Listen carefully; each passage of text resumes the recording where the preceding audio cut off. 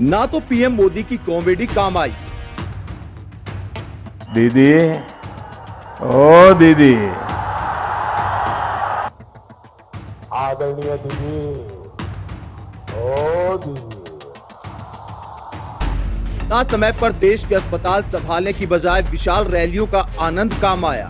इतनी बड़ी तादाद में माताएं बहनें आशीर्वाद देने आई है, मैं आपका सर झुका करके आभार व्यक्त करता हूं। ना बाबुल सुप्रियो और लोकेट चटर्जी जैसे सांसदों और केंद्रीय मंत्रियों को विधानसभा के चुनाव मैदान में उतारना काम आया। ना मिथुन चक्रवर्ती का कोबरा अवतार काम आया। ना कोरोना की वैक्सीन को चुनावी मुद्दा बनाना काम आया।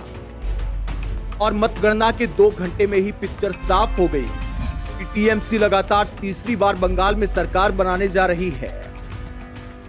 बंगाल चुनाव की हार पीएम मोदी के लिए साधारण हार नहीं है, क्योंकि देश के लिए बेहद असाधारण हालात में देश के प्रधानमंत्री ने कोरोना के मैदान में मोर्चा संभालने की बजाय चुनावी मैदान में मोर्चा संभाले रखा, जिसकी वजह से दुनिया भर की मीडिया में उनकी बदनामी हुई और हिंदुस्तान की स्वास्थ्य सेवाओं का मजाक बन गया। अगर प्रधानमंत्री बंगाल चुनाव में रैलियां करने की बजाय देश को बचाने की कोशिश करते तो चुनाव हार कर भी देश का दिल जीत जाते। लेकिन जिस वक्त अस्पतालों के बाहर एम्बुलेंस की कतारें लगी थी, उस वक्त देश के प्रधानमंत्री बंगाल की रैली में भीड़ देखकर आनंदित हो रहे थे और इतिहास रचने का दावा कर रहे थे। इतनी बड़ी तादाद में और विशेष करके माताएं बहनें और माताओं बहनों का जुस्सा भी गजब है। आपका ये उत्साह, ये उमंग, ये प्यार, ये आशीर्वाद मेरे लिए बहुत बड़ी अमानत है भाइयों।